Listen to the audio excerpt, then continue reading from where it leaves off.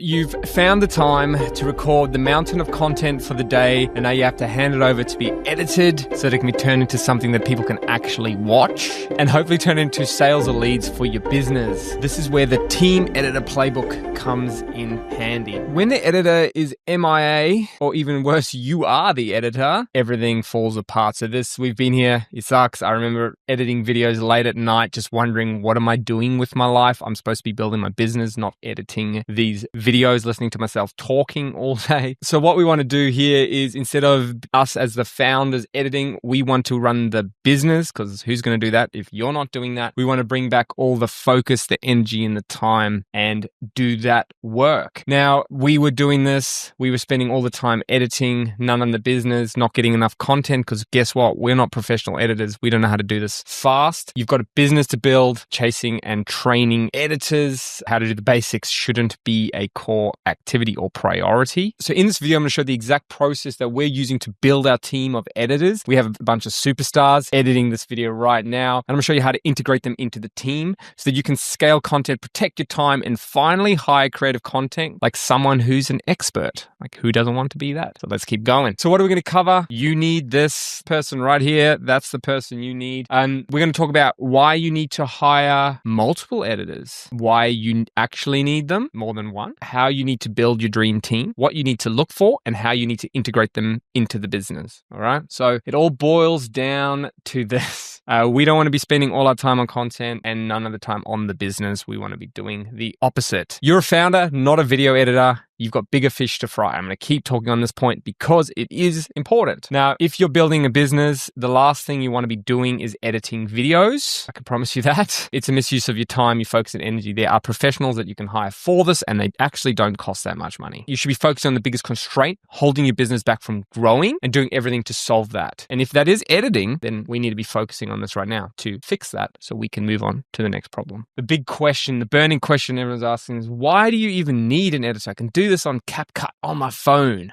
right? Yeah, you can get an okay job, but editors take all of our nonsense and they funnel it in to do magic. Editors doing editor things, and now it looks like a diamond. You can watch our content and you can see what they do. They work magic sometimes. They take the most boring clips and make them into something usable. So yeah, turning average into amazing. The main reason is obvious. They free up a bunch of time so we can focus on growing the business and making money. That's why we do business. And then that should be enough to convince you to hire them because you want to make more money, right? But there are more reasons. So they'll take messy thoughts and ideas and turn them into something people can actually watch, cutting all the blank spaces, rearranging how you said things, created a nice story. Obviously, it is our goal to do that work in the beginning, but editors can actually save unusable clips. I've seen this happen many times. They can create hooks. Now that could be visual, it could be text, it could be audio to grab and hold attention. We know how important that is, especially in short form content. And they can introduce a level of polish that you probably wouldn't be able to achieve without years of practice, right? So it's very hard as a founder to obviously do everything, run a business and all the other nonsense and fires that you got going, to also then be a specialist at editing, right? This is why we hire specialists in business, people that are good at doing one thing so they can just keep doing that and focus on that. So yeah, I love this. You end up with diamonds. You didn't have to spend 8 hours learning to alpha mask a shape with pen tool. If you know how painful that is, cool. Not something that I want to be doing. I want to be focusing on growing my business. Now, we know why we need one. Why do we need multiple? That's just a waste of money. Is it? Well, one is good, two is a team, and teams raise the bar. So if you're just getting started, this might make you feel a bit uncomfortable, but hear me out. Here are some of the reasons why we are firm believers in hiring multiple editors when building your content ops team. A single one, firstly, probably won't be able to deliver the quantity and the quality goals and volume that you're trying to achieve. That's the first thing. Like, you're going to put one person through a lot of work. That's not really going to work out that well. Number two is redundancy. This is one of the biggest things for me, is like having geography, like geo redundancy. So in different areas. So depending on where you're hiring, there could be a natural disaster or something. If you have them in different areas, you've got redundancy so you can keep going. Time zones. So you could have editors with different overlaps.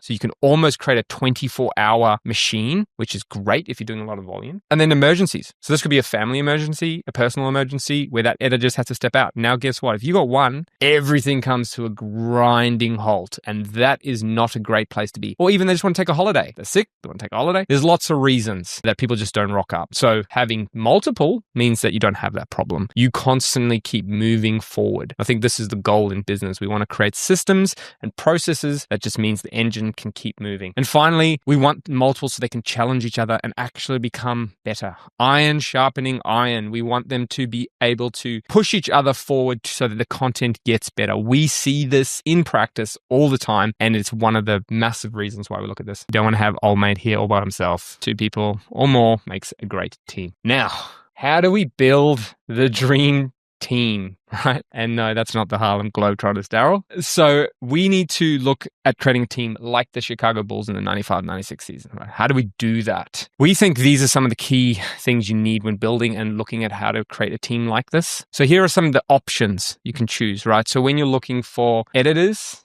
we can look at things like this. So we can go freelance. Stepping stone number 1, the cheapest, the easiest to get to, but no commitments. So actually this is a pro of it, no commitment. So you don't have to. But also sometimes we know if we don't commit to something, we probably don't finish it out. And there's a lot to choose from in the freelance space. Okay. Like you put out an ad, you'll probably get 300 responses. Agency. This is a good one. So they have processes in place. They have redundancy built in by default, and there's no management. So you can basically, you are outsourcing the management to the agency, but you are going to pay a premium for that because they have to have managers in place. So you're paying them. They have to make their margin. They have to run their business. So the editor down below. Then you have full-time. So we think that this is the one to choose if you are taking content seriously in your business. Why? Get 100% focus. They only work on your projects. They're part of the team, so they are built into the success of the business, part of the team, and invested in the success of the business. So here you go. Freelance is least invested into the business performance, agency, and then you get full-time. Because obviously the agency wants you to succeed so you can stay as a customer as well, and then full-time. And then this is a little bit of a diagram on why this matters. So being freelance, your focus and attention is divided across multiple customers. The same with an agency. Each editor in an agency gets to assign to multiple customers, so they have multiple people to juggle. Depends on the model. Some people do 1-to-1, which is better. So their focus is a portion of that. Whereas in-house is 100%. You are the customer. You are the only customer. And they get to do the same style work for a long time. So they learn your style, they share resources, and they just keep doing your style. So you develop that and it's built and ingrained in. People get better doing the same thing over and over again. That is a fact. So if you can have them doing that, great. Next step down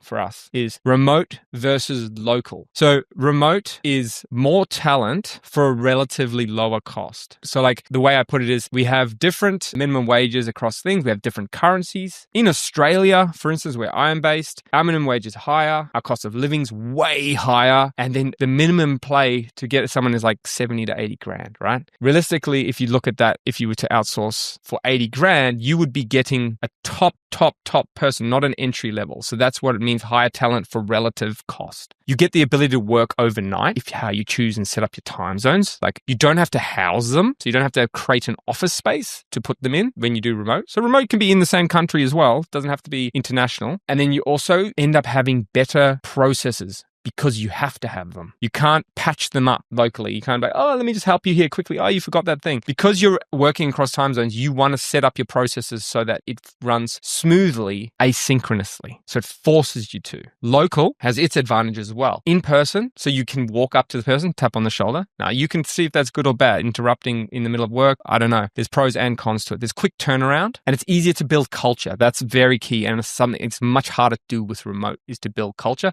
but it is possible. And we are doing that. But local, you could, everyone's in the same office. You can have banter. You can do all that stuff. So there are pros and cons, right? But for us, we are big believers in remote because what it unlocks for us, it unlocks great talent. We have a much wider pool of resources. In Australia, like video editing isn't really a big industry. There's some people that do it, but it's very hard to find. Whereas if you go to other countries, you find a lot of people that are really interested in, invested in, and actually enjoy doing that job. So you get an access to a bigger talent pool. Now, keep moving. And there are some things to look for. Someone's always watching.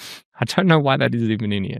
So the things to look for, we've attached a little scorecard that you can download in the description, but there are small things that matter. We think that the key ingredients to assembling the best team come down to these dot points. There are quite a few, so have a look at these. Like any hire, communication sits at number 1. If you can't communicate your ideas and if you can't understand and get the communication we're giving you back back, how do you actually implement those ideas? Can't. Energy. Bringing the energy. You want someone that's enthusiastic and loves what they do. You want a culture match so they fit in the team, right? That's super important. These are very common things across any hire. Time zones. So whether or not time zones matter, do you want an overlap? Where do you want that overlap? Do you want it in the morning? Do you want it in the night? Do you want it in the middle of the day? You got to figure that out for yourself. Speed. How good are they at actually editing and doing the job? At quality. What's the pricing and salary? So this is going to be dependent on your business. What can you afford? Spoiler, you get what you pay for. The more you pay, the better you get. That's how life works. What's the quality of the edit? What's their attention to detail? This is super important. If you don't want to be repeating yourself and getting up to revision 9 in video, that is a key point. And then you want to look for generalist versus platform specific. So long form versus short form. We think broad experience is key early on as you're starting. If you're only going to have 1 or 2, probably get that. You could have a long form and a short form. That would be a good combo. As long as they can also edit both, so you get that redundancy. But as you go, you're going to probably be even adding platform-specific editors. So like a TikTok editor, a Instagram editor. This is as your volume increases over time. So if you're still here, treat yourself and hit a subscribe because we're going to be releasing these style hiring things for each role that we believe is important when creating a content ops team. But the next step here is integrating them into the business. So we want to set up our editors for success. We want them to be part of the team. So how do we do this? So once we've found the right editor, we need to work on systems and processes to set them up for success. So you'll need tools that allow you to plan your content projects, review edited media, collect feedback, link to inspiration, track projects, and maintain async feedback loops. Especially important when you are remote. So if you go local, some of these things can move around, but we're kind of building on the remote team and setting it up like this. There are a lot of options out there. We use ClipFlow. We're building ClipFlow to solve this exact problem, but there are a lot of options. So you can go out there, go nuts, choose what you like. We try and get everything in one place so it's easier to manage all our projects. We are doing them at scale, so it is important to us. This is also showing... I love the drawings I get from my team. I'm not drawing this in here. This is a whole video by itself. Go find the link in the description. So the next video is linked in the description as well. If you enjoy this stuff, if you are trying to scale your content ops team, if you want some tips, if you want to talk to other business owners like us, we're happy to share the things that work, the things that don't work. We've just gone through this. We've taken our views from 800 to 40,000 in 3 months. We're starting to see conversions and leads come through. This is why we want to share this, because we believe no one's talking about it. So we want to share what we're doing, and hopefully it helps someone else out there as well. But until the next one, catch you later.